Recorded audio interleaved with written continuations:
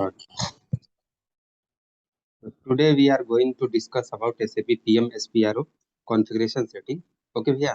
For this we will use T-code SPRO, and here we will find our plant maintenance customer service configuration nodes. There are more than five different type of configuration node. So first one is a master data, second one is plant maintenance work center task list and PRT, and third one is a maintenance and service processing. Fourth one is a information system. So in these are four basic major configuration node on which we will work. Okay, so I'm going to start our configuration. So this is our master data in plant maintenance. So here we will do some basic setting for technical object and bill of material. So we will go through the basic setting. Here we will maintain authorization for master data. So जब ये जब हमको authorisation देना होता है master data manage करने के लिए, सो एज पर रोल जो बेसिस कंसल्टेंट होते हैं, whatever you will create some role and assign with some user ID. So on the basis of role, basis consultant will provide some authorization. इसमें क्या होता है ना, एक settings एक होता है मेंटेनेंस रोल होता है, जो जैसा यूजर होता है उस यूजर के अकॉर्डिंग आप क्या करते हैं, रोल प्रोवाइड करते हैं। तो एज पर देयर रोल आप जो भी रोल दीजिएगा तो बेसिस कंसल्टेंट क्या करेगा, यहाँ से वो ऑथराइजेशन प्रोवाइड करेगा। Then second one is user status. So user status, before it I have discuss with you कि यूजर स्टेटस चार टाइप के होते हैं। हम यूजर स्टेटस जो क्रिएट करते हैं, one second,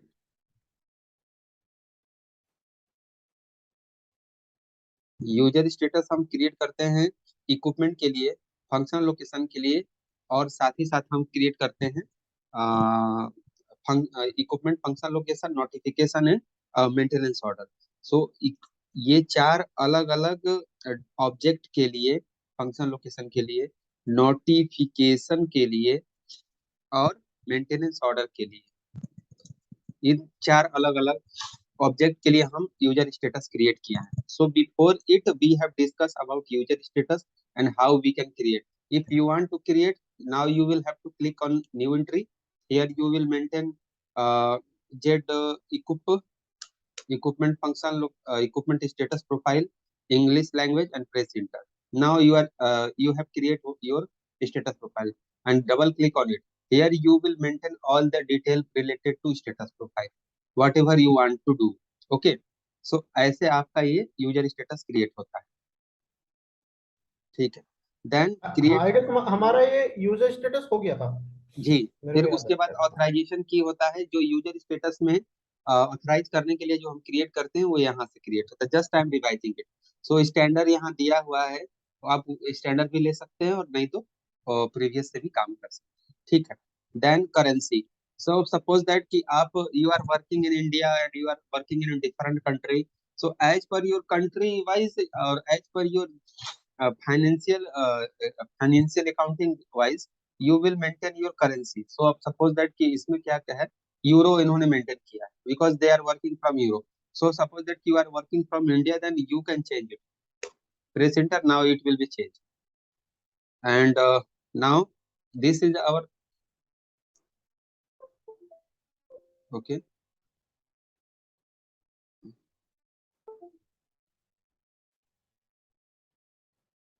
now click on this and SAP, save and continue, save.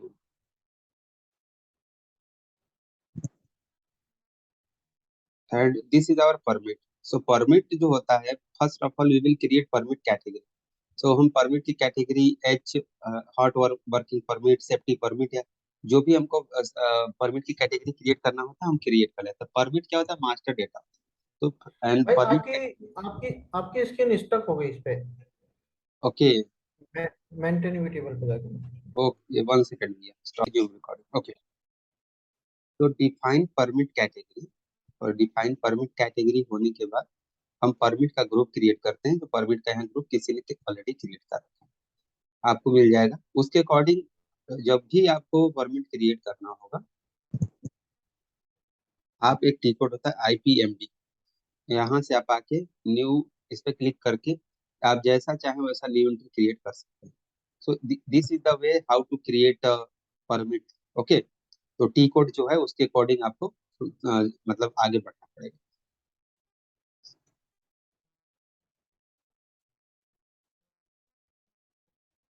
Then measuring point.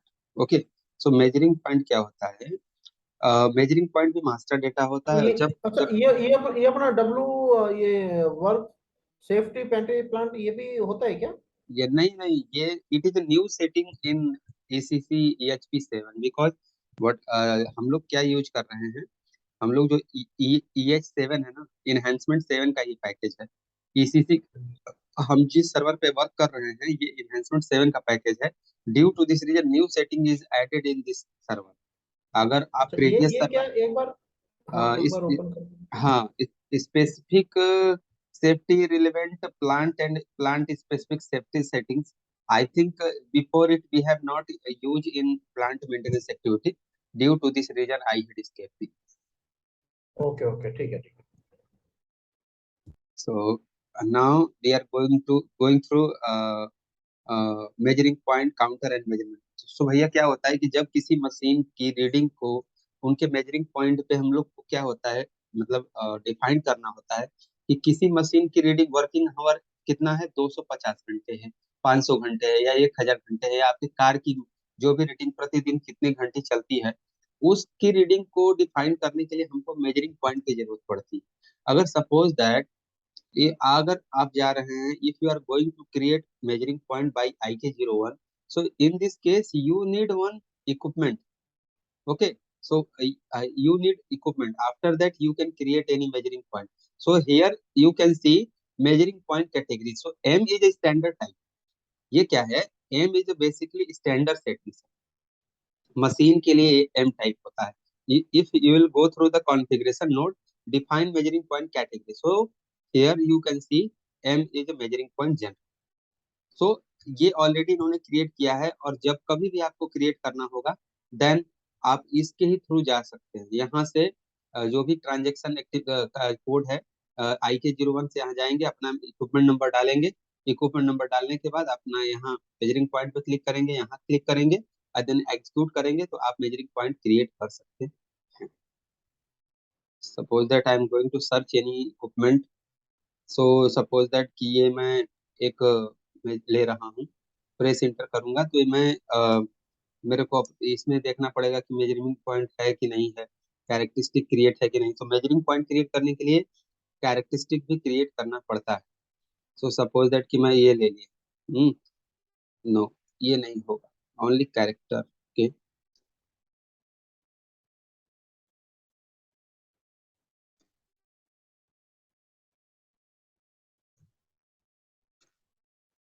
Equipment group का कैरेक्टरिस्टिक लेना पड़ेगा, नहीं है, किसी ने क्रिएट नहीं किया है।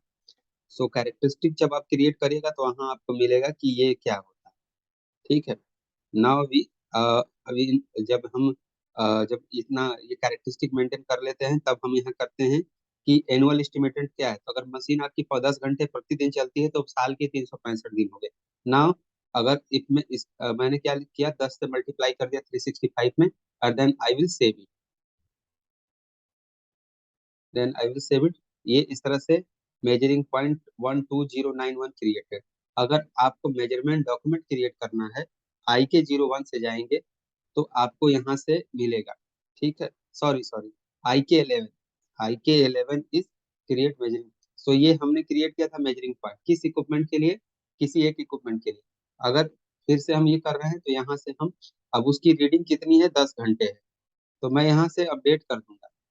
तो मेरा जो वो इक्विपमेंट था जिसके लिए मैंने क्रिएट किया मेजरिंग पॉइंट, वो है यहाँ से दिखेगा। हमने किस इक्विपमेंट के लिए किया था, इस इक्विपमेंट के लिए किया था। तो ये इक्विपमेंट अगर मैं जाके IE02 में देखूंगा तो यहाँ पे okay, equipment I category is not supported. Okay, जो भी किसी ने किया वो सपोर्ट है, but this is how we have create measuring point and measurement document. So ये क्या दिखा रहा था कि define measuring point category. So define measuring point category तो हम एम टाइप लेते हैं। हमें हमको अगर जरूरत होगा स्पेसिफिक, अगर आप क्रिएट करना चाहते हैं as per your business, then आप यहाँ पे मेजरिंग पॉइंट का ये एच ले सकते हैं, और आप HMM इक्विपमेंट ले सकते हैं। यहाँ यूनिकनेस में यहाँ से सर्च करिएगा, और नो यूनिकनेस करके वन, और उसके बाद कैटलॉग नहीं मेजरिंग पॉइंट, यहाँ पे W लीजिएगा, वार्निंग। ठीक है, वार्निंग लीजिएगा, एंड देन आप सेव कर दीजिएगा, ये सेव हो जाएगा।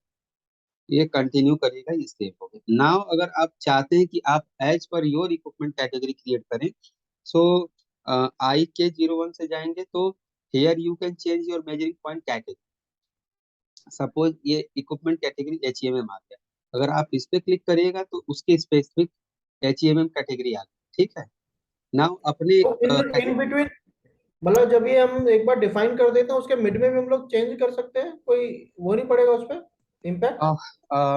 अगर आपने मतलब आप मेजरिंग आपने इसको चेंज क्रिएट कर लिया, कैटेगरी क्रिएट कर मतलब लिया। हमने हमने हमने पहले एम लिया था, ठीक है, एम के साथ में आवर डाले, हाँ और अभी क्या है, अभी मिड ऑफ प्रोडक्शन में हमने एम की जगह वो एच एच कुछ भी डाल दिया, हाँ, तो उससे कोई इम्पैक्ट पड़ेगा क्या? वो अफकोर्स पड़ेगा। इम्पैक्ट इन द सेंस ये पड़ेगा कि एक बार मेजरिंग पॉइंट तो आपने M कैटेगरी के लिए क्रिएट किया, तो वो इक्विपमेंट नंबर अलग रहेगा, ये इक्विपमेंट नंबर अलग रहेगा। एक इक्विपमेंट के लिए एक ही मेजरिंग पॉइंट आप क्रिएट कर सकते हैं। अगर आपको दूसरा मेजरिंग पॉइंट क्रिएट करना है तो कैटेगरी चेंज करके भी कर सकते हैं, ऐसा कुछ नहीं। ये आपके ऊपर चॉइस है। इससे ज्यादा इम्पैक्ट इन द सेंस कि मुझे नहीं लगता कि कुछ इम्पैक्ट आएगा, इससे कुछ इम्पैक्ट नहीं आने वाला। अगर आप ये देखिए, आपने यहाँ इक्विपमेंट एम ये इक्विपमेंट लिया, आपने H इक्विपमेंट कैटेगरी लिया, तो आप तो ऐसा तो नहीं करिएगा ना कि फिर से इसी के लिए क्रिएट करिएगा। आप तो दूसरा इक्विपमेंट चेंज करिएगा, मान लीजिए 59 लीजिएगा। ठीक है, मेरा ये कहने का सेंस है। एक बार भैया जो कोई भी मतलब इक्विपमेंट कैटेगरी अकॉर्डिंग क्रिएट कर लेता है, तो दोबारा वो चेंज नहीं जैसे करता। जैसे मास्टर मास्टर पीटी कैटेगरी है, ये वाला चेंज करने का बोल रहा हूँ, जैसे एच है, हाँ तो यदि मैं इसको चेंज करूंगा तो इक्विपमेंट में इम्पैक्ट पड़ेगा क्या? एक बार ड्रॉप डाउन देखना इसको। हाँ, पड़ेगा भैया ना, क्योंकि जब आप एच टाइप लीजिएगा ना, तो उस इक्विपमेंट के साथ वो एसोसिएट रहेगा ना कैटेगरी, अच्छा अच्छा, तो इसलिए वहां पे ठीक वो है, रिफ्लेक्ट नहीं करेगा, इम्पैक्ट पड़ेगा। ठीक है, ठीक। इसलिए हमको नहीं करना है। मतलब तो क्या होता है कि जब हम प्रोजेक्ट स्टार्ट करते हैं ना, तो अपने हाँ, ये वो पर्पस। ये कि वन टाइम कॉन्फ़िगरेशन है, बराबर। हाँ हाँ, ओके।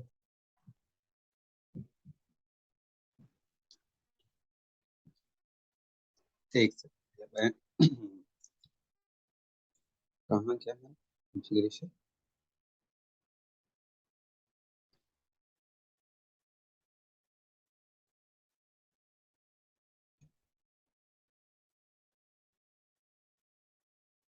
सो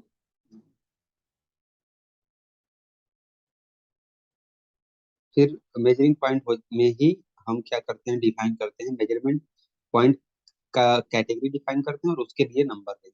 तो यहाँ से नंबर रेंज होता है। अगर आप इंटरवल पे चेक करिएगा भैया, तो आपको यहाँ इंटरवल दिखेगा, जो भी मेजरिंग पॉइंट डिफाइन किया गया है यहाँ डिफाइन किया गया है। लेकिन अब इसको हम कभी भी चेंज नहीं कर सकते, क्योंकि ऑलरेडी डिफाइंड। ठीक है, आपको मैं एक बात बता दूं, cut over, you know about cut over activity. भैया, कट ओवर एक्टिविटी के बारे में तो आपको जानकारी होगा। हाँ हाँ, मैंने किया है वो सब। तो कट ओवर एक्टिविटी में ही हम नंबर रेंज डिफाइन करते हैं प्रोडक्शन ऑर्डर में डायरेक्ट। जब आप रियल टाइम सिनेरियो के साथ डील करिएगा, देन उस टाइम में आप रियल टाइम जो भी वर्क करिएगा, वो प्रोडक्शन ऑर्डर में ही नंबर रेंज डिफाइन करिएगा। कि जितना भी नंबर रेंज होता है, जैसे इक्विपमेंट के लिए हो, फंक्शन लोकेशन के लिए तो होता नहीं है, मेजरिंग पॉइंट के लिए हो गया, मेंटेनेंस प्लान के लिए हो गया, टास्क लिस्ट के लिए हो गया, मेजरमेंट डॉक्यूमेंट के लिए हो गया, मेंटेनेंस स्ट्रेटजी के लिए हो गया। जितने भी मास्टर डेटा में नंबर रेंज डिफाइन होते हैं, वो कट ओवर एक्टिविटी में डिफाइन किया जाता है।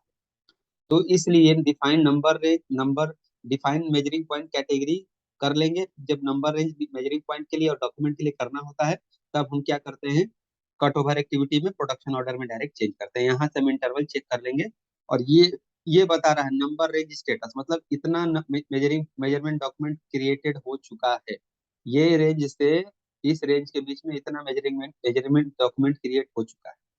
ठीक है, ये सिस्टम बता रहा है, इसका स्टेटस।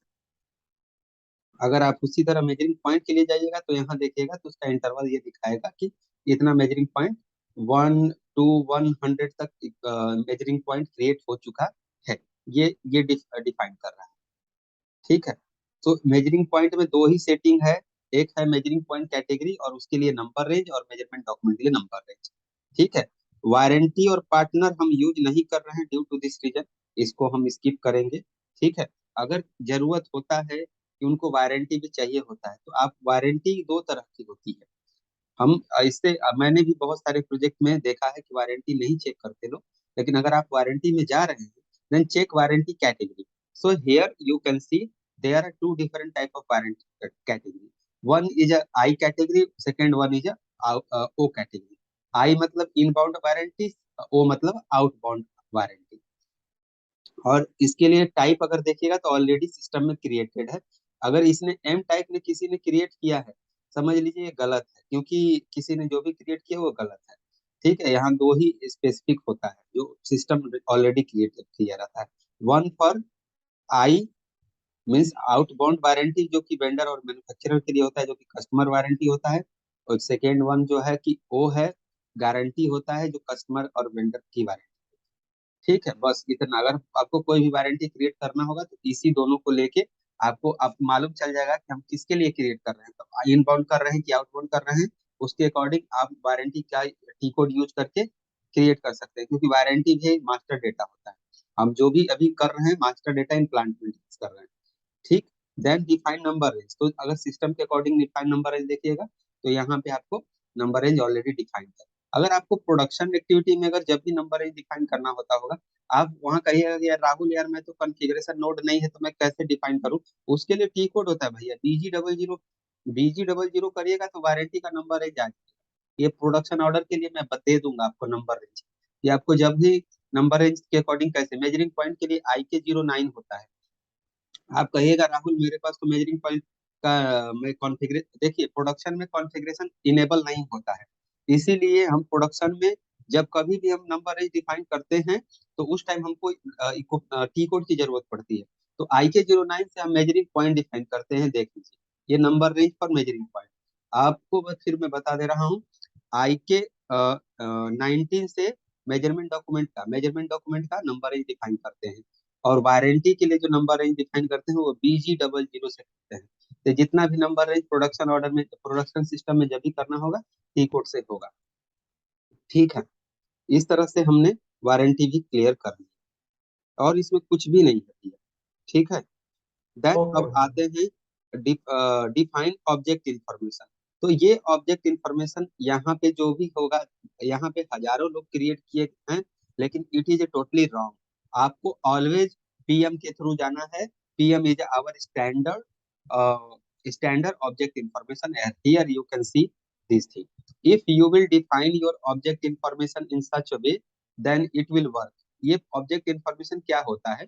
सपोज दैट कि if you are going to create any major notification IW21, तो अगर मैं यहाँ M1 लूंगा, मैं यहाँ क्लिक करूंगा, तो जब ये किसी इक्विपमेंट के लिए अब अगर आप नोटिफिकेशन क्रिएट कर दीजिएगा तो वो क्या करेगा कि नेक्स्ट टाइम से ऑब्जेक्ट इंफॉर्मेशन से बताएगा, क्योंकि जो ऑब्जेक्ट इंफॉर्मेशन होता है ना वो नोटिफिकेशन में भी असाइन होता है और मेंटेनेंस ऑर्डर में भी असाइन होता है। तो जिस मशीन के लिए जब आप नोटिफिकेशन क्रिएट करिएगा तो वो ये सिस्टम बताएगा कि ब्रेकडाउन रिपोर्ट इतना क्रिएट हुआ है, नोटिफिकेशन इतना क्रिएट हुआ है, ऑर्डर इतना क्रिएट हुआ है, प्रोग्रेसिंग डे इतना था, इतना कंप्लीट नोटिफिकेशन है, इतना कंप्लीट ऑर्डर, ये सिस्टम बताएगा।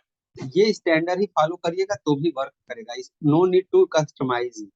अगर आप चाहें तो यहाँ 9 लिख और बढ़ा सकते हैं, ऐसा कुछ नहीं, लेकिन कोई जरूरत नहीं है। ठीक है। आप 365 भी यूज कर सकते हैं। देन ये ओके। ऑब्जेक्ट इंफॉर्मेशन हो गया। अभी तो हम कस्टमाइजेशन बता रहे हैं, लेकिन जिस दिन आपको किसी दिन मैं आपको स्टैंडर्ड चीज बता दूंगा कि किसको लेके आपको कॉन्फ़िगरेशन कंप्लीट करना है। देन ये जनरल डेटा है। अब हम we will move on next configuration node, technical object. तो देखिए भैया टेक्निकल ऑब्जेक्ट जब भी हमने थ्योरी में डिस्कस किया था आपके साथ, तो डिस्कस यही किया था कि टेक्निकल ऑब्जेक्ट टू टाइप के होते हैं, एक इक्विपमेंट होता है, फंक्शनल लोकेशन होता है। ठीक है। लेकिन जब आप एडवांस में आगे बढ़िएगा, जैसे मैंने आपको बताया था कि देखिए फ्लीट मैनेजमेंट होता है, देखिए फ्लीट मैनेजमेंट होता है, लीनियर एसेट मैनेजमेंट होता है, वारंटी क्लेम प्रोसेसिंग होता है, इक्विपमेंट टूल मैनेजमेंट होता है, वर्क क्लियरेंस मैनेजमेंट होता है, और उसके बाद इंटरप्राइज एसेट मैनेजमेंट होता है, जो सब पीएम के अंदर में आता है।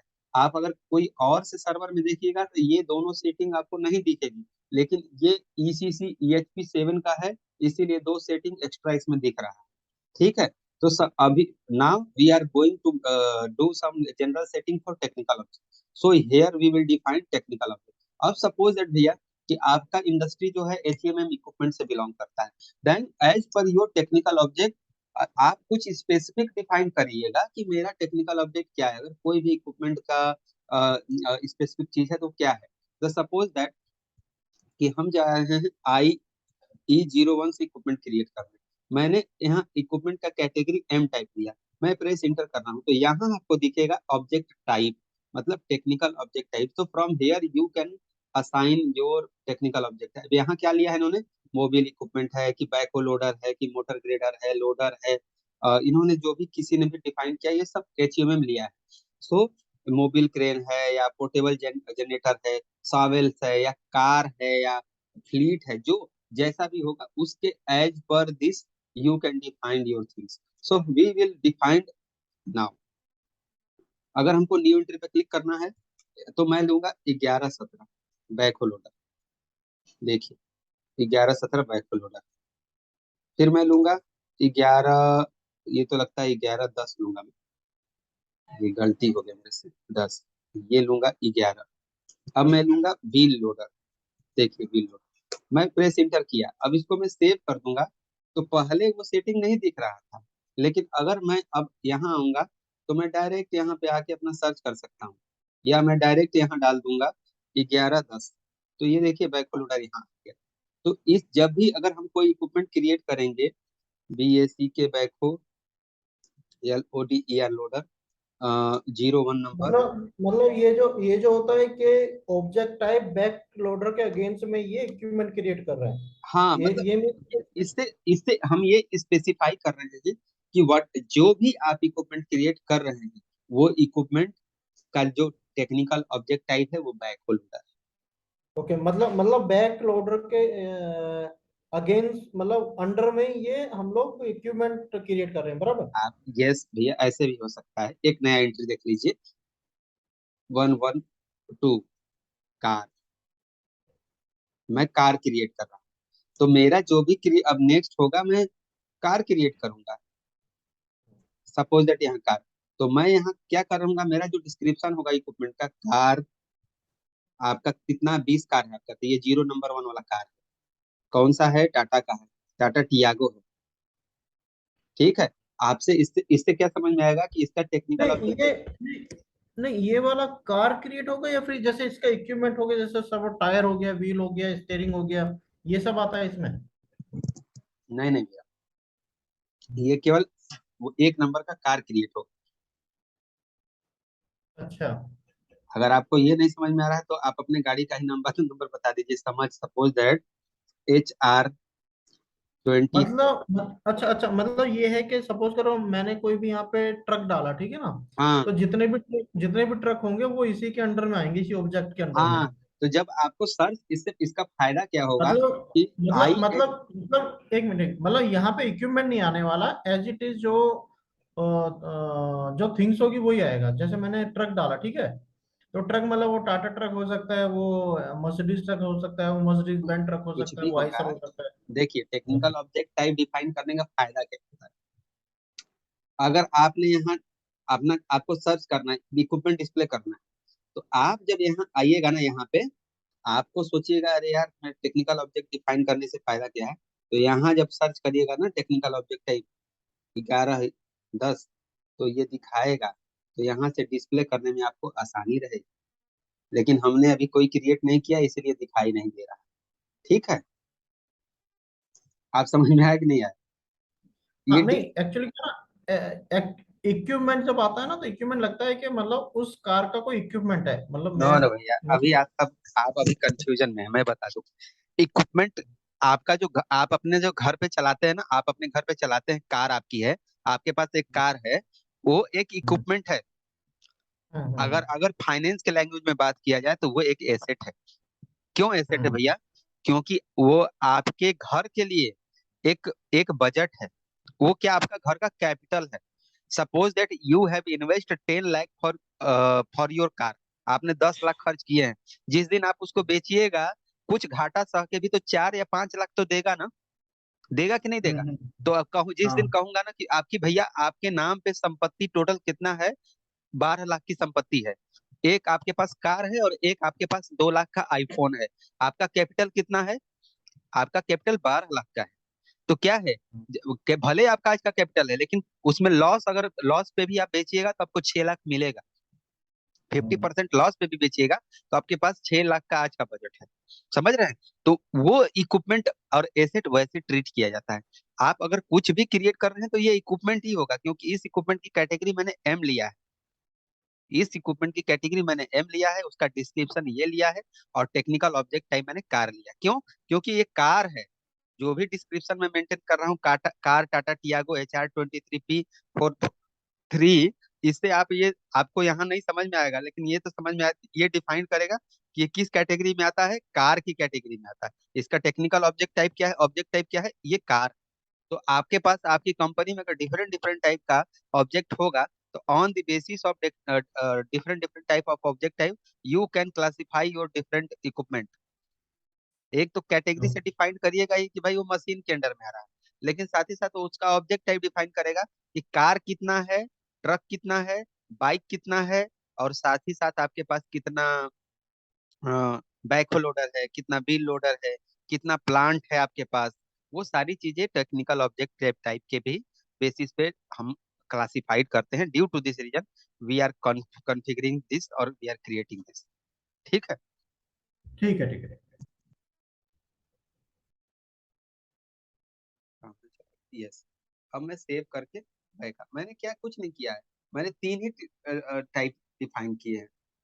एक मेरा बैकहो लोडर का है, व्हील लोडर का है, कार का है। मैं चाहूँ तो और भी क्रिएट कर सकता हूँ, लेकिन बस अपने को जितना जरूरत है उतना ही यूज करके मैं छोड़ता हूँ। देन मैं प्लांट सेक्शन। अब प्लांट सेक्शन का क्या मतलब होता है भैया? दो तरह के प्लांट सेक्शन होते हैं। एक प्लांट सपोज दैट कि 1710, ठीक है। और प्लांट आपका क्या है? इलेक्ट्रिकल, इलेक्ट्रिकल प्लांट है 1710। और आपका मैकेनिकल डिपार्टमेंट, ठीक है, 1710। ये तो मेरा प्लांट है, लेकिन यहाँ पे ये भी हो सकता है फाइनेंस डिपार्टमेंट हो सकता है 1710। ये प्लांट मेरा क्या हो सकता है? Material management. तो आप डिपार्टमेंट को क्या बोलते हैं? इन्वेंट्री मैनेजमेंट बोल सकते हैं। ठीक है। आप इसको सेव करिएगा तो ये सेव होगा। ये प्लांट कह रहा है एंट्री डज नॉट एग्जिस्ट। ठीक है, मैं दूसरा प्लांट ले रहा हूँ। ये दूसरा सर्वर लिया भैया। मैं आपको बता दूं, एक्चुअली क्या है ना कि वो जो पिछले वाले जितने भी सर्वर थे ना, सब एक्सपायर हो गए। सो इसलिए। अच्छा, वो प्लांट नहीं है। ठीक है, मैं 2000 प्लांट ले रहा हूँ।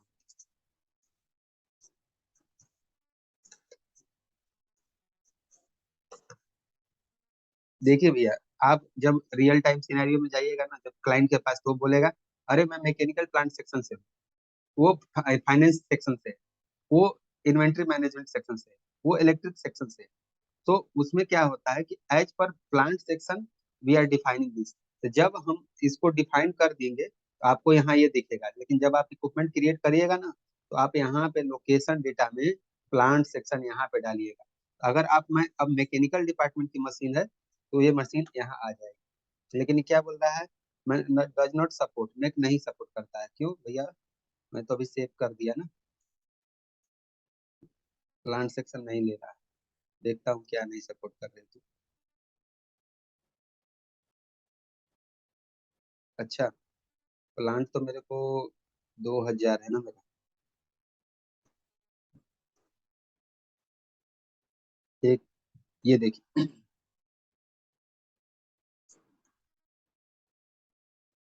अच्छा, ये कुछ कॉन्फ़िगरेशन में कुछ प्रॉब्लम है। ठीक है। तो यहाँ हम यूज करते हैं भैया। वो बोल रहा है कि नो वैल्यूएशन एरिया या असाइन टू प्लांट। मैं वैल्यूएशन असाइन कर दूंगा तो ये वर्क करेगा। ठीक है। तो ये हमने प्लांट सेक्शन किया। अब प्लानर ग्रुप क्या होता है भैया, आपको मैंने ऑर्गेनाइजेशन स्ट्रक्चर में पढ़ाया है कि प्लानर ग्रुप होता है कि जो group of people who will be responsible for planning activity. तो प्लानिंग प्लांट आपका मान लीजिए 2000 है, और प्लानर ग्रुप को आप क्या लेना चाहते हैं 100। ये क्या होगा, मैकेनिकल डिपार्टमेंट होगा। तो ये आपका क्या प्लानिंग प्लानर ग्रुप होगा। ठीक है। अब आप प्लानर ग्रुप यहाँ डिफाइन कर सकते हैं, ये ऑर्गेनाइजेशन में ही आके ये यहाँ पे आप प्लानर ग्रुप डिफाइन कर सकते हैं, यहाँ प्लानिंग प्लान डिफाइन कर सकते हैं। इससे ये मालूम चलता है कि ये इक्विपमेंट किस प्लानर ग्रुप के अंदर, मतलब वो मैकेनिकल डिपार्टमेंट के अंदर है, वो मैकेनिकल डिपार्टमेंट वाले लोग उसकी मेंटेनेंस एक्टिविटी के लिए रिस्पॉन्सिबल होंगे। ठीक है। एबीसी इंडिकेटर क्या दिखाता है भैया, क्रिटिकलिटी दिखाता है। इसमें तीन जो स्टैंडर्ड होते हैं वो ए बी और सी होते हैं। जो स्टैंडर्ड होते हैं, जो एक दो तीन चार और डी या चीज जो भी किसी ने भी किया है, अगर आपको फर्स्ट टाइम जब मिलेगा ये सर्वर, आपको एबीसी तीन ही रहता है। प्रोडक्शन लॉस इन्वॉल्व, रिड्यूस और no effect. As per your choice you can customize it. ये आप इसको क्रिटिकल, हाई और मीडियम के नाम से भी डिफाइन कर सकते हैं, जैसा आपका सेंस आता है, और उसके अकॉर्डिंग आप एबीसी इंडिकेटर यहाँ असाइन कर सकते हैं। जितना भी हम कॉन्फ़िगरेशन कर रहे हैं, ये जस्ट मास्टर डेटा के लिए है, और वो भी टेक्निकल ऑब्जेक्ट में। दो ही टेक्निकल ऑब्जेक्ट के लिए जितना भी हम चीजें चेंज यूज कर रहे हैं, दो टेक्निकल ऑब्जेक्ट के लिए, एक फंक्शन लोकेशन एक इक्विपमेंट के लिए ही ये कॉन्फ़िगरेशन हम कर रहे हैं। ठीक है भैया। हेलो। हाँ हाँ हाँ, सुनो। ठीक है भैया। सो उसके बाद ये डिफाइन ऑथराइजेशन, ये नया सेटिंग्स आ गया। सो ये क्या है, ऑलरेडी ये ऑथराइजेशन ग्रुप जब हम यूजर स्टेटस डिफाइन करते हैं ना, वहां पे भी होता है। ठीक है। तो इस ये वाला ग्रुप वन और ग्रुप टू, जो सॉरी सॉरी, ये देखिए कहाँ होता है ऑथराइजेशन ग्रुप। आप जनरल डेटा में जब आइएगा, अरे यार आओ ना, यहाँ देखिए भैया, यहाँ ऑथराइजेशन ग्रुप पूछता है। तो ये कौन सा ऑथराइजेशन, कौन क्रिएट कर सकता है, क्या कर सकता है। तो ये ऑथराइजेशन ग्रुप आप यहाँ से भी दे सकते हैं 001, यहाँ ग्रुप पर, या अपना कस्टमाइज करना है तो आप यहाँ से कस्टमाइज भी कर सकते हैं। ठीक है। अगर आपको इच्छा होता है कि नहीं, मेरे नाम से ही ले लिया जाए कि RAHU राहु, तो आपकी कंपनी का नाम जो भी हो, SEL, तो ये ऑथराइजेशन आ जाएगा। तो ये आप, मैंने क्या, मेरे के नाम से भी आप यहाँ यूज कर सकते हैं, RAHU, प्रेस इंटर करिएगा तो आपका ये आ जाएगा, ACL, सत्या अर्थ मूवर लिमिटेड ऑथराइजेशन। ठीक है। आप जो कुछ भी कस्टमाइज करना चाहते हैं वो कर सकते हैं। ये चीजें कैसे आती हैं सब मैं बताऊँ। अब भैया एक बहुत मेजर इंपॉर्टेंट चीज पे आते हैं, व्यू प्रोफाइल। देखिए यहाँ general data, location, organization structure, partner और वारंटी जो भी दिखा रहा है भैया, इसको हम बोलते हैं व्यू प्रोफाइल। ये बात हमेशा याद रखिएगा। कभी भी आपसे कोई, इस टैब को ही हम व्यू प्रोफाइल बोलते हैं। अगर आप चाहते हैं कि यहाँ एक additional tab M category machine के लिए ऐड करना है तो कैसे करेंगे, वो यहाँ से होगा। Set view profile. Set view profile में क्या होता है, सपोज दैट कि ये इस एम कैटेगरी के लिए हम जाके चेक करेंगे कि कौन सा इक्विपमेंट की कैटेगरी में मिलेगा वो, कि कौन सा व्यू प्रोफाइल डिफाइंड है। तो पहले मैं चेक कर ले रहा हूँ, मैं आपको बाद में बताऊंगा। एम कैटेगरी के लिए व्यू प्रोफाइल SEQ है। ठीक है।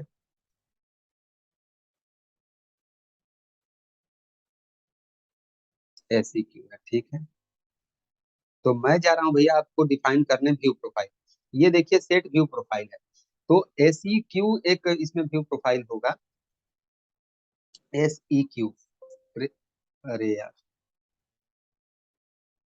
SEQ प्रेस इंटर, अरे नहीं है क्या, किसी ने डिलीट कर दिया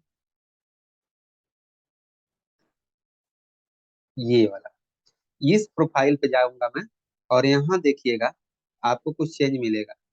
यहाँ देखिए एम कैटेगरी के लिए जो व्यू प्रोफाइल असाइन होगा, आप सोचिए कि वारंटी के बगल में कोई एडिशनल टैब चाहिए आपको, तो मैं कुछ नहीं करूंगा, यहाँ पे न्यू एंट्री करूंगा। और एक सेकेंड, एक सेकेंड, ठीक है, न्यू एंट्री करूंगा। यहाँ से मैं कुछ लूंगा, न्यू थिंग्स, जैसे कि एडिशनल डेटा, और मैं यहाँ इसको टैब को एक्टिवेट कर दूंगा। और यहाँ मेरे को क्या लेना है एडिशनल डेटा में, लेना है, समझ लीजिए कि मेरे को इंटरनल लॉन्ग टेक्स्ट लेना है। अब मैं प्रेस इंटर करके सेव कर दे रहा हूँ।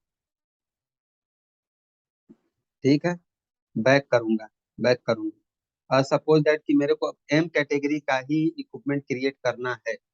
मैं जा रहा हूँ IE01 से इक्विपमेंट क्रिएट करने। Press inter. यहाँ देखिए, यहाँ क्लास एंड डॉक्यूमेंट आ गया ना, ये लॉन्ग टेक्स्ट आ गया ना भैया। हाँ, क्लियर क्लियर क्लियर। देखिए क्या होता है कि अगर ना आपको न्यू टैब ऐड करना तो है यदि यदि यदि मेरे को इसका नाम चेंज करना है, कुछ अपनी तरफ से कुछ डालना है, ऑफ तो वो कोर्स कहाँ पे? वहीं पे बस दिया। बहुत अच्छा क्वेश्चन पूछा आपने। यहाँ पे है, ठीक है। SEQ डाल के मैंने वो सेलेक्ट किया, सपोज करो। तो ये वाला लाइन आइटम सेलेक्ट करिए भैया, और यहाँ हम्म। पे आइए, यहाँ पे आइकन पे। तो जो डिटेल अच्छा। आपका यहाँ है क्लास है, तो मैं यहाँ लिखूंगा यल लॉन्ग टेक्स्ट। अब मैं सेव कर रहा हूँ भैया, बैक। नो, मैं नहीं सेव करना चाहता। मैं फिर से एम कैटेगरी का इक्विपमेंट क्रिएट कर रहा हूँ भैया। लॉन्ग टेक्स्ट ठीक चेंज हो है। गया। तो आप ऐड भी कर सकते हैं और एक अनएक्टिवेट भी हटा भी सकते हैं। आपको जब हटाना होगा, क्या करिएगा, इस तो वाले यहीं लाइन पे आइटम क्लिक को, यहाँ पे लाइन क्लिक आइटम पे क्लिक करके, करके, यहाँ पे जो ये है सेलेक्ट ना करके। टैब हाँ हाँ। एक्टिव दिख रहा है ना, टैब एक्टिव, टैब एक्टिव को हटा दीजिएगा, नहीं दिखेगा। ये जो अगर आपने कोई चीज क्रिएट कर दिया, आप सोचिएगा कि वहां पे चेंज कर ले, तो वहां पे काम नहीं करेगा। ठीक है, अब फिर से क्रिएट करिएगा, वहां काम करेगा। देखिए हट गया, अच्छा, टैब जैसे हट। जैसे एक चीज, हाँ, जैसे अपनी वारंटी है, वारंटी पे क्लिक करना जस्ट वन। हम्म ठीक है। अभी हम्म वारंटी के अंदर क्या है? कुछ नहीं आ रहा ना? कुछ नहीं आ रहा है, तो आप यहाँ से सेलेक्ट करिए, और यहाँ पे ये हाँ। इस लाइन आइटम पे है ना वारंटी, एडिशनल डेटा 2 पे। तो एडिशनल डेटा पे 2 पे अगर इन्होंने नहीं लिया होगा वारंटी, तो नहीं आएगा। 110 लिया है लेकिन काम नहीं कर रहा है, मेरे को लगता है। वारंटी क्रिएट करेंगे इस इक्विपमेंट के लिए तभी काम करेगा। उसी पे एक और ले लीजिएगा, जैसे दिखा दे रहा हूँ मैं, हमारे पास टाइम बहुत, 1 मिनट का है। इंटरनल नोट्स डाल देता हूँ भैया, ठीक है ना। अब काम करेगा, तो मैं सेव कर दे रहा हूँ। अब मैं जा रहा हूँ next new new equipment create करने। तो देखिएगा, वारंटी में आपको नया चीज मिलेगा, नीचे आ गया ना, इंटरनल नोट भी अच्छा, आ इस गया। पे चलो ठीक है। अभी आज ये मैं कल फिर करूंगा। अच्छा, आप एक रिकॉर्डिंग स्टॉप कर दो, है ना? 1 मिनट भैया, भैया मैं लेस स्टॉप कर